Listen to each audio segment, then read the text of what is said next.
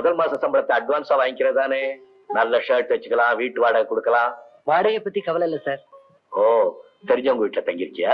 தெரிஞ்சவங்க இல்ல, என் நிலைமையை புரிஞ்சவங்க. நம்ம ராமையா வீட்டுல தான் சார் தங்கியிருக்கேன்.